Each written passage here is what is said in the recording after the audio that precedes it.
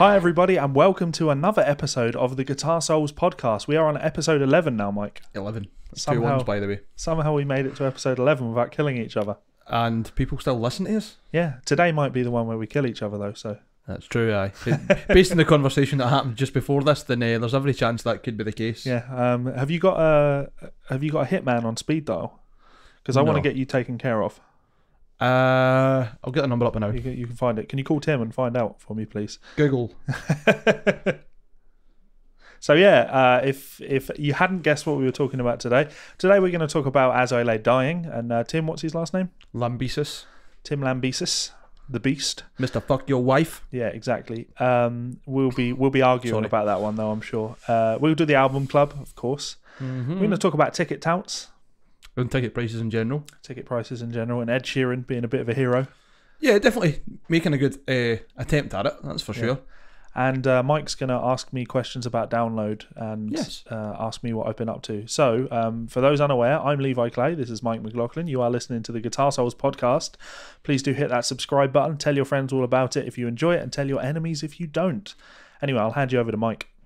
So, I haven't asked Levi how Download Festival was at all yet. I went quite a few years in my youth before. I haven't been to a festival other than playing them for a wee while. Not humble brag. Nothing of that size, unfortunately. That'd be fucking great. Also terrible as well, because I'd be panicking my shit off. But anyway, how was Download?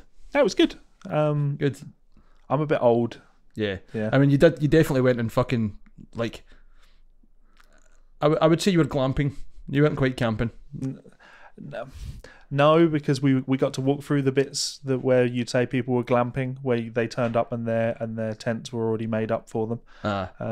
There were some really nice areas. We were just in a quiet camp, an ROP camp, so no noise after 1 o'clock, which is important to me. I need to be able to sleep, especially if you're going to want me to get up early and go out and do things. You go to a fucking music festival and you go to the quiet area. Yeah, damn right. Each to their own, I suppose. I mean, I remember almost every year at 1 o'clock in the morning, that was when everything started getting wild. Yeah. People pulling down fences and swinging on lights and setting fires, then getting in trouble for setting in fires. And here's the tragic part. It was me, my wife Hayley, and Lauren Bell. Mm-hmm. And none of us got drunk over the entire course of the weekend. Through fault of your own, or because you weren't drinking? Or we were drinking. We never took it to that point where we were, as you'd expect, Lauren to get. I mean, why? Don't know. Just feeling old. We kept so we'd watch the headliner each night and then head back to the tent with the intention of we've got a bunch of bought a load of Jack Daniel's ciders with me. Okay, so kept them in the cooler and was like, let's go back to the tent and have a drink, and it just never really happened. So who were all the headliners again? Avenged Sevenfold. That was a Friday. Yep. And Guns Sale N' Day. Roses. Yeah. Old Man Day. And Ozzy. Also Old Man Day, but cooler. Yeah, so every time we got back to the tent, we were just pretty tired. Went and had a shower, because we had hot showers, and then just fell asleep. It's good. I'm enjoying getting old. I'm trying to do it relatively gracefully. Back in my day, the best part about going to a festival was 6 days of not washing. So when you came home, you felt like a completely different human. It was like shedding skin. Honestly, I remember Big Andy McLaughlin actually just jumping for joy at the idea of getting fucking cotton buds so he could clean his ears out. I've never seen a man that excited about personal hygiene in my life. Yeah, just couldn't. Not anymore. So the sad fact of the matter is, I think I watched maybe 4 bands over the entirety of the festival. Why? I mean, to be fair, you definitely get money's worth if you saw Guns N' Roses and Ozzy. That's what matters. Yeah. Plus Tesseract. Tesseract would have been great. Kieran said that their sound live, he said it's his favourite live sound he's ever heard. Greatest of all time. Yep, their sound was amazing and fully synced up light show and everything like that. They performed. They really performed. Yeah. I think they do well for being quite I don't want to say a niche band, because they're accessible, but they're also not an easy band to listen to if you don't like metal in general, or you're not willing to get that into a band for the atmosphere side of it. Yeah. But I'd imagine they mustn't perform night after night. And you know me, I'm a prog fan. I love prog, and long time progressive metal fan and prog rock fan. Long time. I'll listen to him. Yeah. And it's there were moments in there where I didn't know what was going on. It was hard. Like I'm trying to like just groove along to it, and they're Mhm. just constantly knocking you out with something that takes you off guard, and you're like, what's happening? But it was cool to see that kind of thing done, but with a really kind of accessible vocal. Yep. Like from a singer that teenage girls are going to enjoy watching. Dan Tompkins can sing like fuck, man. Yeah. What a voice. Yeah, so I was super impressed with that. So I've bought tickets for all of us to go see Tesseract in November. Oh, who else is playing there? Pliny and Between the Buried and Me. Fucking yes. Yeah, so I tell a lie. I did also see Pliny, and that I sent Mike a picture of that. Actually, that was tragic. That was a fucking shame, man. Yeah. That was like. Unfortunately, they were on at the same time as Guns N' Roses. Well, they finished right as Guns N' Roses went on. So yeah, But there seemed to be a mass exodus about 15 minutes before they finished. yeah. It was really quiet in there, which was a shame. They I've seen played Patty well. Cannon see more fans than that. Yeah. I mean, that's saying something. Yeah, he played well. It wasn't really my cup of tea. I think I'm moving into the land of your brother, and actually I guess to a degree where I just wanted a vocal on it. Yeah, I think it's easy for that type of music to get stagnant live. Not because they're doing anything that's boring or whatever, but you need something to break it up a bit. Something to connect to. Yeah, I get you. Yeah. So he was good though. I can't decide whether I should say he or they, because Say they, he 'cause is the band Pliny, performed. But yeah. Yeah. Did you see someone just Meshuggah? called me up for it. Yes. And Great. of course, Yeah, of course. how did Per fit in? He's Per Nielsen, of course he's going to fit in. Yeah. Just. I saw a couple live videos What and it it was. looked fucking awesome. I saw a Strings Pulled at Random and that looked great.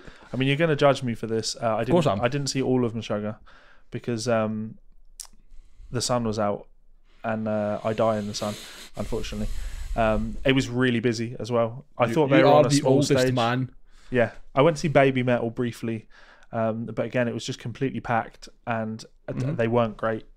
The sound wasn't great, and I was expecting that to be like a really tight sound, like a polished thing, but it kind of wasn't. They had a lot of stage stuff happening. It was very theatrical, but we watched like 2 songs, and I was like, right, I'm out of here. I'm going to go and not do this. Festivals can be bad for that. Like, unless you wake up and you feel brilliant, or you're just deciding to get fucking drunk all weekend. Yeah, it's really hard to get that longevity. The 12 hours you're talking about, like, even more. I've seen myself at festivals missing bands. I missed Mr. Big because I fell asleep. Yeah. I was gutted. Yeah, there were a few gutted. moments during the day where I felt like I was going to have a nap. But as you know, I kind of also went to go and see some wrestling. So I went to see... Well, you saw all the wrestling because it was in a tent. Yeah, there were 2 shows a day, 90 minutes each. So 6 shows in total, and I went to 5 of them. As long as you enjoyed them. That's what matters. I enjoyed them. We got to see some of our local Scottish boys. I apologise in advance that you're about to try and drink that coffee. Why? Just look at it. I'm just... it's probably cold now. So anyway, yeah, so that was Download. Enjoyed it. Would I go again? Was it good value for money? It really depends on how much money you have, doesn't it? You look like you don't want to swallow. Yeah, so it was a lot of money, but I think you can justify it for those headliners. Aye, that's what I'm saying. Like, I think as long as you caught Guns N' Roses and Ozzy and they put on a performance, which they always do, then you could at least say, I'm glad I went. I guess this... And Meshuggah. Yeah. Always Meshuggah. And Tesseract. I guess this is a sign of how old I'm getting. My highlight of the entire festival was hanging out in the guest area, which was like for press and the RIP cool. campus. So the bar was quieter. There was a Bullet Bourbon cocktail bar there as well. They were charging £8 a cocktail, which is a lot of money. When you're buying rounds of those, it adds up quickly. Yes, that's the downside to festivals, man. Everything is like twice the price it should be. There was a tattoo studio in the guest area, which I didn't go to, but there was also like a designer barber's, and the girls convinced me to go and have my hair cut, and I spent an hour having like a proper nice haircut and having my beard done and everything, and I enjoyed that. That was nice. That's fair, man. They had a bottle of whiskey and they were passing that round to everyone while we were having our hair done. So. Okay, I mean, I don't think I'll go to a festival and get groomed, but when I go to festivals, I don't want to spend any money. I want to sit in my tent and eat like 10p crisps and then drink a lot. Yeah. At least that's how it used to be. I think if I went to a festival, I'd probably be the same as you. Like, I need to be in bed by 10:30. Yeah. The last festival I went to, actually, the food was the downside, was the shitty part.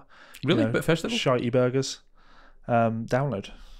No, okay. Yeah. A good few years ago, just shitey burgers. I think. But it was a highlight this time. Just It must be like if you go into the VIP camp and you've got that opportunity, then you get a lot better food. But everyone else is happy to pay £9 for the worst fish and chips you've ever ate. yeah, I did pay £9 for a pretty average fish and chips, but Sounds about right. I mean, I'm not guessing. I've been. I have done. yeah, they had a great selection of other stuff though. You know, like vegan sushi wraps. I did see duck Hayley's vegan, picture. That did look amazing. She got a couple of those. She really enjoyed those, but it adds up. You know, £9 a meal for me and the wife, a couple of times a day. Oh, aye. Like you get really hungry because you're out in the sun. If you're drinking all day as well, even just casually drinking like cider or beer, you do get hungry. £5.50 a pint.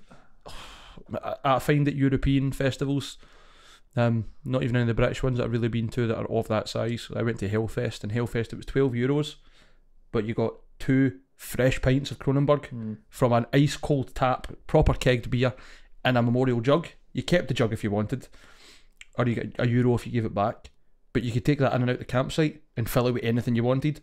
So I actually went and watched Down and Then Meshuggah carrying 2 litres of Jack Daniels and Coke. That was good. Yeah, just a bit more accommodating than they are over here.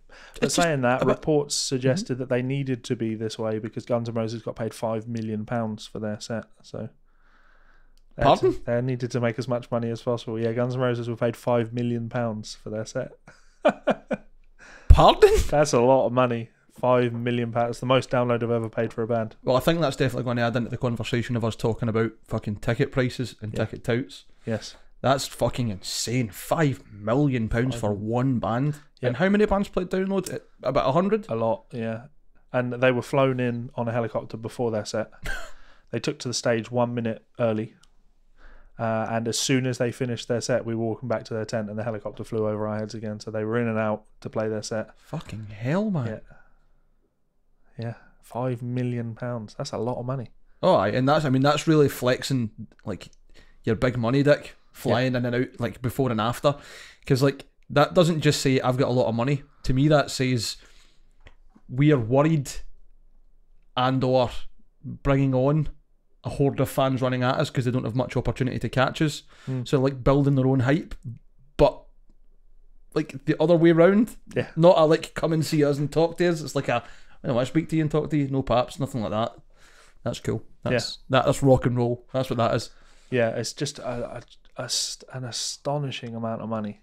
Absolutely. And often in life I feel, wouldn't it be great to have a time machine? Not for any reason, not to see things. I would just love to go back in time and show people of the past where we are now. I was like the idea. I often find myself when I'm sat in the cinema watching a film thinking, how awesome would it be to hop in a time machine and go back 100 years and play this to someone? Not even like 100 years. Like you think about like even how the graphics in cinema have came on. Like go back and show the guys that are going to the cinema to watch Tron, the new version, but don't tell anyone and just see what the reactions would be. Yeah. So I was thinking that about Guns N' Roses, just going back to like 1985, pulling fucking Slash out of a toilet to stop himself, drowning in his own shit, piss and vomit, pulling a needle out of his arm and saying, mate, in 20 years' time, you're going to be getting paid £5 million for a gig. That's what, $6.5 million? Just absolutely astonishing. So that, how many members were there then? 6? What on the gig? Yeah, playing for Guns N' Roses. It was Axl / Duff. Yep. Richard Fortis. Obviously not Matt Sorum. Not Matt Sorum. Richard Fortis on guitars. What's his fucking name? Ferreira. His surname's Ferreira. I forget the drummer's name. No. I forget the drummer's name. It's Frank Ferreira. And they also had Dizzy Reed on keys. And there was a woman playing keys and doing backup vocals. All right, cool. So if you're dividing the money up, including what they paid obviously their own staff for lighting and sound, etc., if they had to, they're not shy of $1 million each. I'm not far off. I would imagine confidently that Axl, Slash and Duff all will have walked away with an easy mill. Oh, aye. And they will have paid the other members of the band maybe 50 grand. But I would take 50 grand. yeah, fair I don't enough. think I would be bothered about actually taking the lion's share when I'm still getting 50 fucking grand. Yeah, fair enough. Like, people are going to see Axel. Man, that's like that's like twice the average wage. Yeah. Yearly wage in one fucking, for what, 3 hours of entertainment? And you get to fly in a helicopter and back out? Yeah. Fucking throw me at it. Absolutely astonishing. Yeah, some people just have too much money, mate. I feel I should put a meme up that I saw on Twitter just recently, actually. It was a little bit disingenuous, you know, people moaning about austerity and Tories and capitalism. There seems to be this huge fight against capitalism among the young uneducated at the moment. Someone posted a picture of a car park in London that was £10 for the first hour. Oh, yeah, I know the meme you're on about. Yeah. Isn't it sad that a car park can make £2 more than the average worker under the national living wage? Minimum wage, yeah. Which made me giggle. So some people, but the reason I brought that up is because some people just have too much money. Some people can pay Guns N' Roses that amount of money. For some people, £10 an hour to park isn't a lot of money. That's okay. Especially in London. Yeah. There's a lot of money there in general. That's why I thought that was disingenuous, because people that are on minimum wage aren't driving their car to this part of London, to Mayfair, and parking their car there. Yeah, they also don't own like supercars as a daily driver. Yeah. When I was living in London, I used to have lots of really well-off students, as you'd expect. And I was at a party with one of them once, and one of his friends showed up in his Porsche GT3. Your dream car. Yeah, exactly. He parked outside, and he said, "Hey Manny, what's the situation with parking around here? Do I need like a permit or something?" And my friend was like, "Yeah, you do. They're pretty active with tickets around here." And the guy went, "Oh, will they tow my car?" And he went, "No, they'll just put a ticket on there." And the guy was like, "Oh, cool. Oh, I'll just pay the ticket. It's fine." Just like paying parking at £120, whatever. Yeah. That's what, 12 hours in that garage. Yeah. Okay. So yeah, let's move on to ticket touts, and Ed Sheeran being a bit of a champion. Let's do it. Because Ed Sheeran has taken an aggressive stance against Touts by cancelling more than 10,000 tickets for his upcoming stadium tour. Yes. I actually think that tour's happened now. Yeah, he was playing in Glasgow. I think it was actually the same weekend you were at Download, if not the weekend before. He had 3 shows, wasn't it? Yeah. I actually met a friend of mine who lives in Malta, in Glasgow. Like, just bumped into him randomly, and he was only in Glasgow because he was coming to see Ed Sheeran. Yeah. That was fucking weird. I like Ed Sheeran. I have time for Ed. Aye, I mean that was a smaller gig of the weekend. Obviously, Suffocation played in Party Cannon supported as the Decimation. So I mean that was the big draw to Glasgow. You know what I mean? Your friend came over. Did you bump into him in Glasgow doing your own gig, and he was over to see Ed Sheeran, not you? Genuinely. What a wanker. Well, he's not quite into death metal, so he gets a pass. Okay. How are you friends with him? Like a friend of a friend. Okay. Used to go with a friend of mine years ago. Yeah. So he has cancelled any tickets listed for resale on sites like Viagogo. So fans that have bought tickets from websites like that have essentially found out that their tickets have been cancelled. Yes. As a way to tackle the touts. But to be fair, like I think the system was that any ticket to be resold had to be resold directly through where you bought the tickets. Right. So if I bought tickets and then couldn't go and you wanted to buy them, I would then sell you them through that site. So it'd always be face value, and they would definitely be genuine. Yep. So it wouldn't be the case that you had 2 tickets that had been cancelled, but you hadn't been aware. Okay. To make it safe and fair. Yep. Rather than it being like you can't resell them and that's it. Because as far as I remember, it was like either the photo on it or there was an ID, or you need to see the credit card it was bought with. Yep. So there was still measures in place in case you couldn't make it, if you had to get a refund and pass them on to someone else. Yep. But it was very fair in the sense that you would get the same money you paid for it, so no one's paying over the odds for it. Yep. So what are your thoughts on ticket touts? Tell the truth, I'm not very well clued up on ticket touts other than what you see outside of gigs, people standing outside with the tickets and calling out they're selling them or walking up and down the lines. I think those who buy tickets literally just to resell them at increased value is pretty shitty, but it's also just fucking business, which doesn't justify it. But yeah, I like it. You're jumping in and defending capitalism. I'm not defending capitalism. I'm understanding the function of it. Yeah. I look at it and I'm like, being a diehard capitalist, I'm all right with that. I'm fine with that. So dangerous words. Yeah, I know. Fucking go back and I'm not even going to go down that route. No. We will talk to Marcus about that. So what was I saying? You were saying that you understand. Yeah. Touting. So I look at it and I'm like, the issue I always take with things like this is just, again, it's middlemen. It's like the record industry, and I talk about middlemen, cutting out middlemen.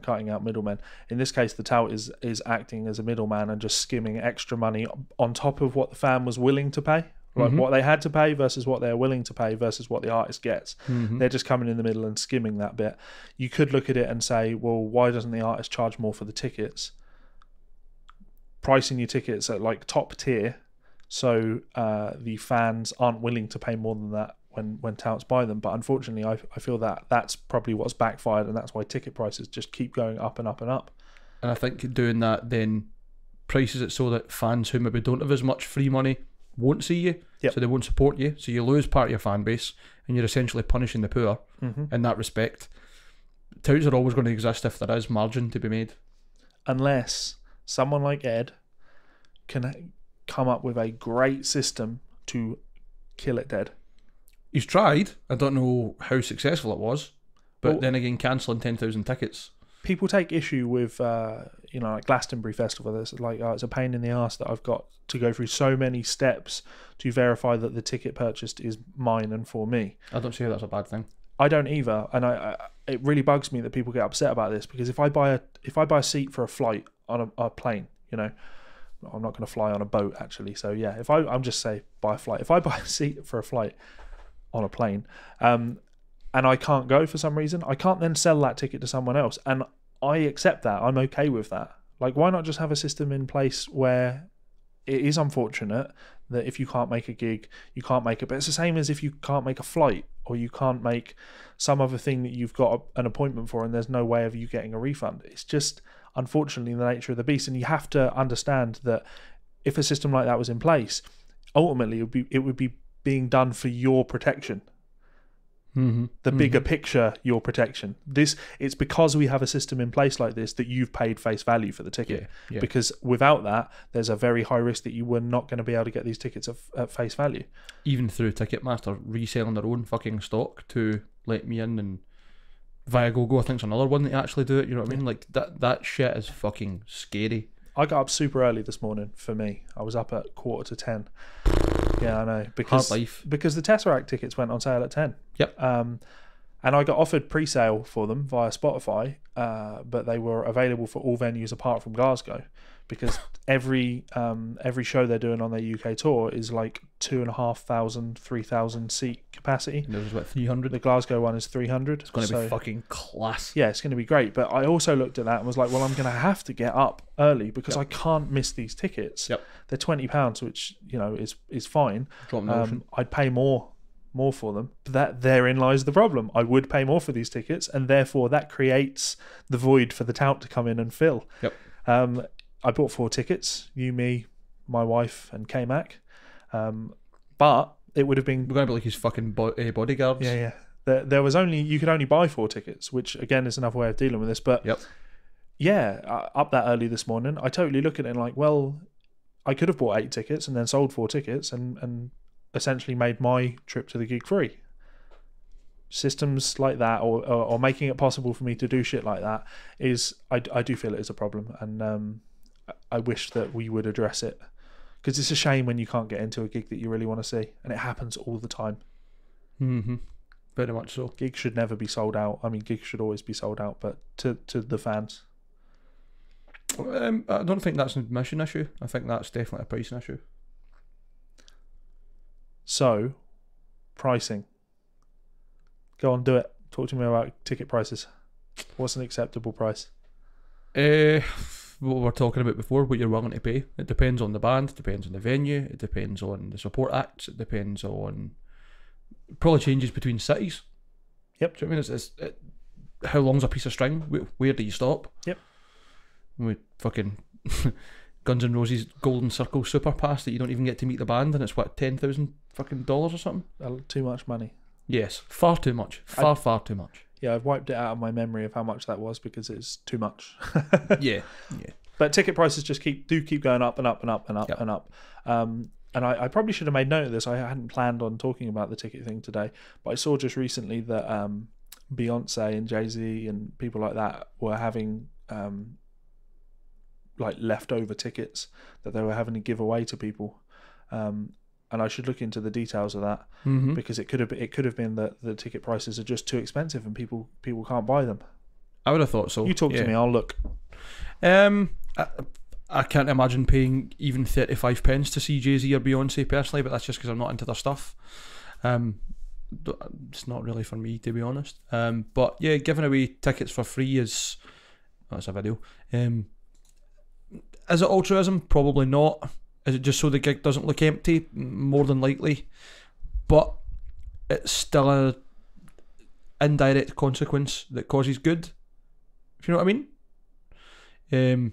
That was in Hampton. Fucking hell. Yeah.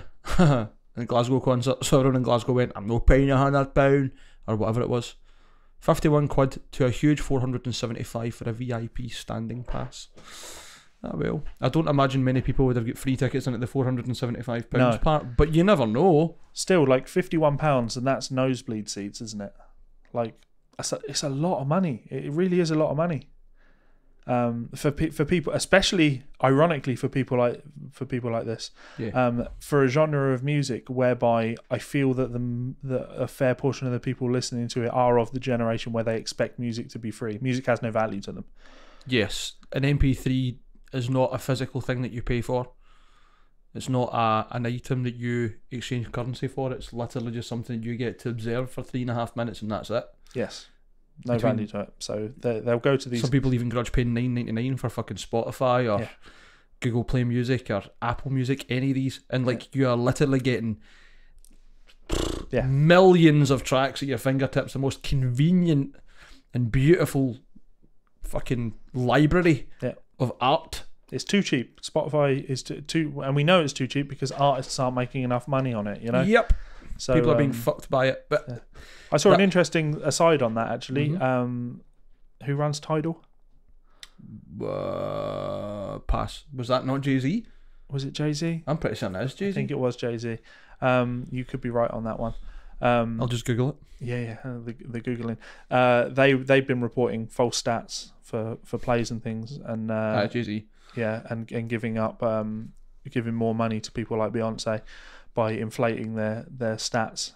Aren't I shocked? And what that would suggest is that they just weren't they weren't getting the listens to pay the artists the amount of money that the artists felt they should be getting. So they were skewing it. And I mean, even looking way past that, you're saying that Jay-Z was skimming or changing, or sorry, Tidal, not Jay-Z directly, were misreporting so that they could give Beyonce more money. Yeah, it's funny that how it's his wife. Yeah.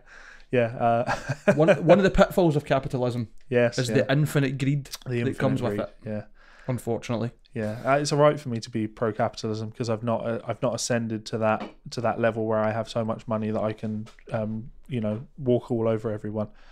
I'm scraping to try and get up. I like the rat race at the moment. Saving up all his shits for when he gets high enough to just drop them on everyone. Yeah, absolutely. A week at Download will do that to you. Oh, good lord. So yeah, ticket prices astonishing. They get too much, but this is why I don't like things like Download. Just too much money. I don't go to big gigs. Megadeth, everyone went to see Megadeth just recently, and I'm just not interested in going. Yeah, I didn't go. I wasn't interested in going because of the size of the venue and the amount of money that you needed to pay to go to it. Was that the Braehead Arena gig? Yeah, and a lot of people lost their phones as well. There was quite a lot of thieves there because the venue's obviously that big that people can just walk about, pickpockets and disappear. Yeah. I try and move more towards smaller intimate show. I've always preferred a smaller intimate show.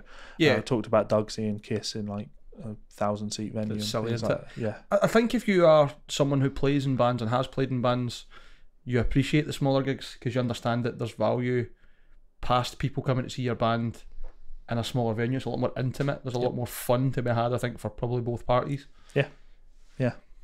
unless you're greedy capitalists. I hate capitalists. They're disgusting, greedy, horrible people. So that's a good place to end this segment. Yes. Fuck capitalists. And just to laugh at that, if you go back to that with Beyonce, they're saying that of the remaining 46 shows, 9 of them have sold out. 9 of 46 remaining shows have sold out. Might want to adjust your ticket prices. Yep. And think about that. 51 quid for a basic entry, as you say, fucking nosebleed size skyscraper seat just isn't quite cutting it. Yeah, it's just not the best value for money for the people that you're trying to get to come to your gigs. Who runs the world? Not Beyonce. Oh, I thought you were talking about Marcus's friends. No. I should just throw this in as one last point. Led Zeppelin, when they had their reunion thing at the O2. How much did they get paid? I have no idea how much they got paid, but let's be realistic, right? That was such an exclusive gig that there were no fans there.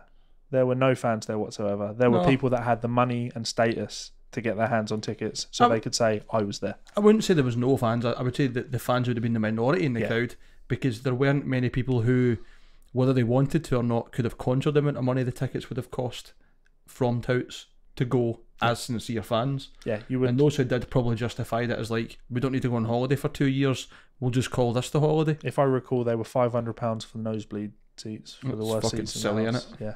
So there you go. There's the end of that segment. I wonder how much they get paid. Not enough, because it's not enough for them to actually go out and play, is it? I don't know if they want to. They don't. Anyway, just go see Greta Van Fleet. Aye.